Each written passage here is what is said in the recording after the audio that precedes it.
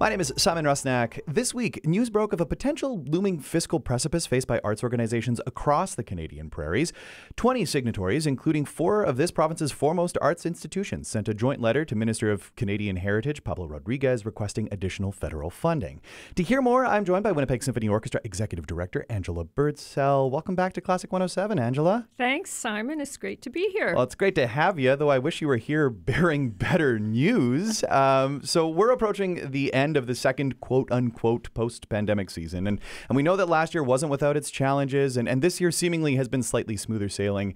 Can we begin by painting a picture of the arts and culture scene these days at the WSO? Sure, absolutely. So as you say, this year we're carrying the mantle of a full season. And you know, despite the little bit of scary news on paper, I just want to say that this season has just been spectacular. It has, just as a person who's just watching and being involved in the way that we are, it has been a fantastic season. I know, and that's the challenge of our organizations, to try to be realistic about the challenges ahead fiscally, but also without losing the incredible enthusiasm for the music. People have been coming back. Single tickets have surpassed last year, exponentially, but have still not caught up to pre-pandemic years. And the big piece that we've all faced and experienced is that subscriptions are way, way, way, way down. So there's a couple of impacts of that. One of that is, how can you plan your year and your next season when you typically have a lot of revenue front-end loaded? You know what to expect throughout the year. In this scenario, we're sort of playing it as we go month by month. And we don't really truly know how we're going to end up until the very end of the year. So that's one piece. And we are certainly not covering our costs this year. We have 65% of pre-pandemic audiences. That represents a massive hit to our revenue. However, I mean, I'd like to say, as with many organizations, our board was extremely prudent.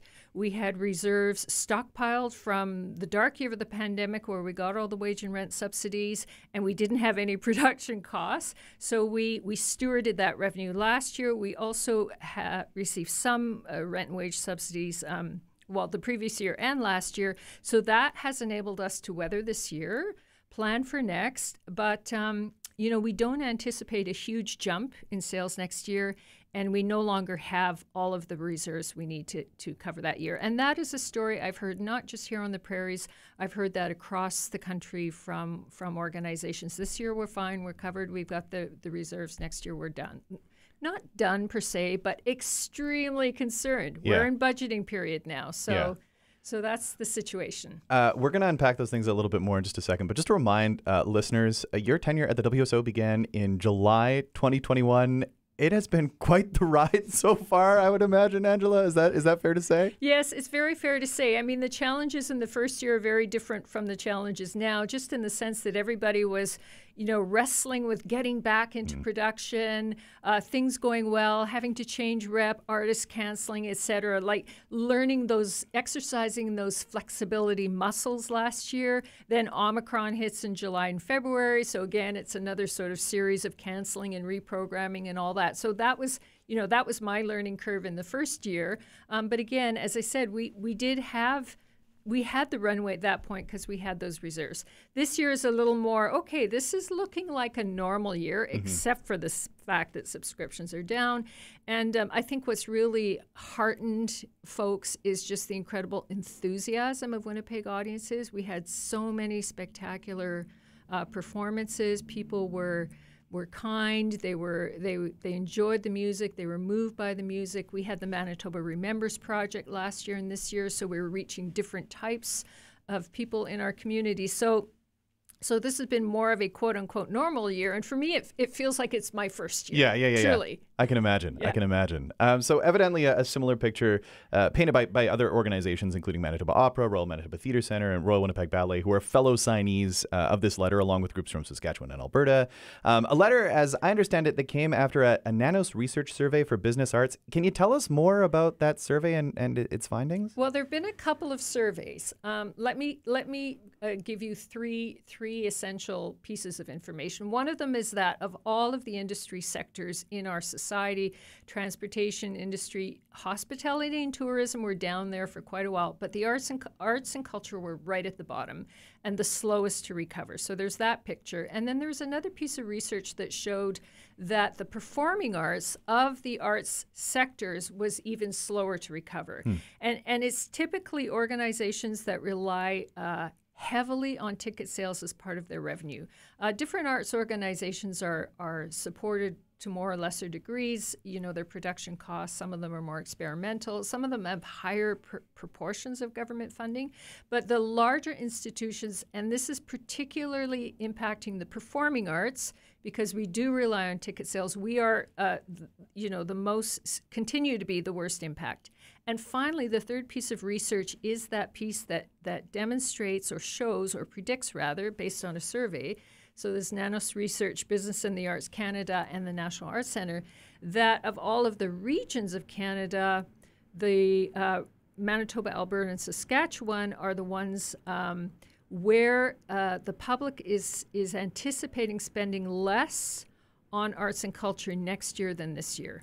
And that's very scary for us, because we always sort of figured, well, this year we're at 65%, maybe next year we'll be 75%, and I'm talking pre-pandemic sales, and maybe 80% will be the new normal. But now we're anticipating that perhaps we may flatline in our sales next year or even go down. And I'm just going to come right out and say, for the WSO, that represents close to $1 million drop in revenue.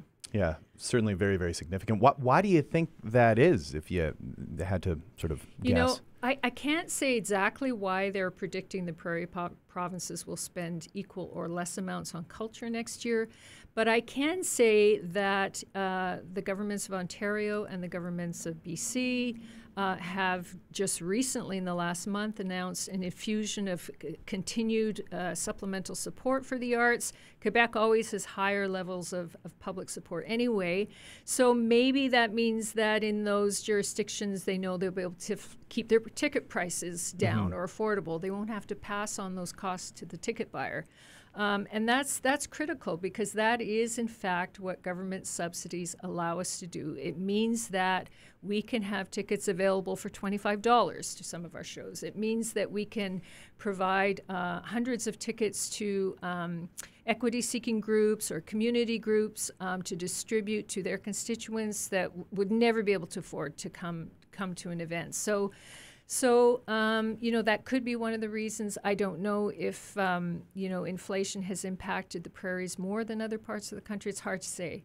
I don't know the reason. I just know that we've relied on national research in the past for our strategy, and so far we've almost landed on point with what's being predicted. So the WSO and others able to bear the brunt of the pandemic closures with thanks to that, as you mentioned earlier, federal funding from Canadian Emergency Response Benefits, CERB, and the Canadian Emergency Wage Subsidy, and that has been stewarded into this 2022-23 season and into the 23-24 season. But with that funding ended, can you tell us about what this letter has requested of the federal government? It would just be a kind of a continued support, I would imagine, operationally, rather than kind of capital or programming expenses? Sure, and in fact, we're not asking for a renewal of the wage subsidy or rent subsidies, because in addition to that, both the province of Manitoba and the Canada Council in the first year of the pandemic provided supplemental support for COVID relief. That money again flowed from Canadian Heritage through the Canada Council, but as far as I know, none of our organizations in Manitoba were able to access it. It was more targeted for different groups. So, and then the government of Manitoba provided it last year and the year before, supplemental support, and there's no indication we'll get that from the government of Manitoba either. So the request to the Minister of Canadian Heritage, with whom, by the way, we have an excellent relationship, is for that continued supplemental support for a longer COVID recovery runway, and that it be delivered through the Canada Council. So to be very clear, I think it's important that if there are any discussions with Heritage going forward, that they really do need to include the Canada Council, because it is the Canada Council that delivers operating support to arts organizations across the country. If you're just tuning in, I'm chatting with Angela Birdsell of the Winnipeg Symphony Orchestra, and we're chatting about well, fiscal matters, which is admittedly perhaps a little bit dry, but it is very, very pertinent, especially for us as you're sort of preaching to the choir here in a way, Angela, in terms of the Classic 107 listenership. But I think we're all invested in our arts and culture scene here in Manitoba and want to ensure that it continues in the vibrant way that it has for so long. Just recently, the 23-24 WSO season was announced, which features a new Thursday Classics concert series.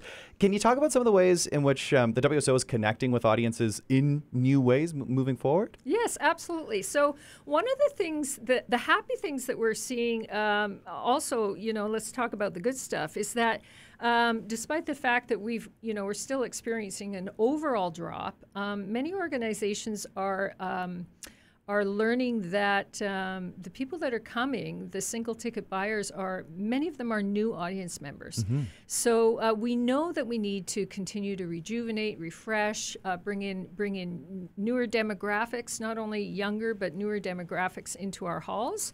And there was an interesting survey by Manitobans for the Arts, earlier in the spring, and it indicated, a couple of the things that Manitobans said about cultural participation was, for example, sometimes the events are too long, or sometimes they start too late. Or, I don't want to go home and then have to come back downtown, right? So we're trying an experiment with our Thursday night classics. We have 2 classic series, each are roughly 5 concerts. So we're moving one of those classic series to the Thursday night.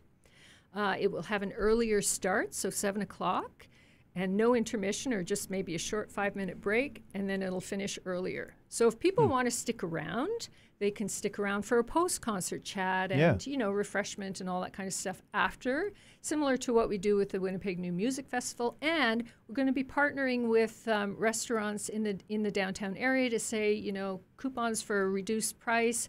Stay, don't go home, stay, or meet up with your friends, have a meal, come to a WSO concert at 7 o'clock, and you'll be out of there by 8:30. Yeah. So that's one of the things we're experimenting with. Another piece that we're developing is our membership model. So as opposed to subscription. And we know that's attractive. It's a monthly fee or an annual fee. And you can have, for a very small stipend, any WSO concert that's on in a month. And we usually have 2 to 3 events in a month, of course. Right? So it's one of those things where you can decide at the last minute whether you want to go. You've got your membership, and it's maybe $5 or something to reserve specific seats within the hall. So we are planning and trying out flexible models, but they need time to bear fruit. Yeah, they certainly do.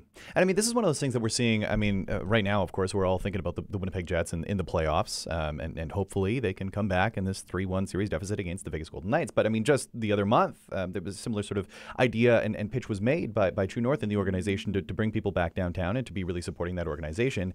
And of course, there's sports funding and there's arts and culture funding. Those are 2 different things. But the idea here is that we're supporting those players, whether they're on the ice or on the stage, right? And so for us, as those who are exploring the Winnipeg Symphony Orchestra symphonic world, it's about supporting them and being there in the seats, while also understanding that there's plenty of funding from various levels of government that go into this, right? Absolutely. I mean, one of the arguments that we make and pretty much all of our organizations are downtown organizations, we've all seen that retail's gone. It's not retail that's bringing people downtown. It's hospitality, and it's events like the hockey games and like the Orchestra, the Ballet, the MTC, and there are many great theater companies in our city. So, we're pleased that the new mayor has restored some of the funding cuts to art support, and we're really welcoming a conversation with how do we all work together, city, province, and possibly even the federal government, to really develop the downtown area as an arts and culture, a vibrant arts and culture space, and also a sporting locus. Yeah, that too. Just really making it a hub, right? And exactly. I think one very, very encouraging note to end things on, there is one more show in the current WSO season, Jan Leszecki performing Chopin and Beethoven's Ninth, and it is a show that is sold out, Angela. Okay, so couple of things. Even if it's sold out, you can still come to our after party. We've got a wonderful dance group, Dirty Catfish, I think it's called. The brass band. Yeah, The Dirty Catfish brass band. Yeah. Dancing, and we got a DJ, and there will be signature drinks. And so I want to make a little plug for that. It's very, very affordable, so check our website. But the other thing I want to say is people are very disappointed about Beethoven's Ninth being sold out. Stay tuned. On Friday, we will be making tickets available for the Friday evening open dress of Beethoven's Nine. Oh, how wonderful. Very affordable. And so if you really, you have your heart set on hearing Beethoven 9, there's still an opportunity. It won't be a full concert performance, but that just check our website for Beethoven 9. Okay. Well, we'll have to talk about it too. That'll be on May 12th then, I guess. That's the right. Friday. The 13th is the Saturday. This is Mother's Day weekend. Yeah. What a send-off to the WSO season. And looking forward to the future, Angela. Thanks for coming by the studio this morning. Great seeing you as always. Thanks so much for having me, Simon. Best wishes.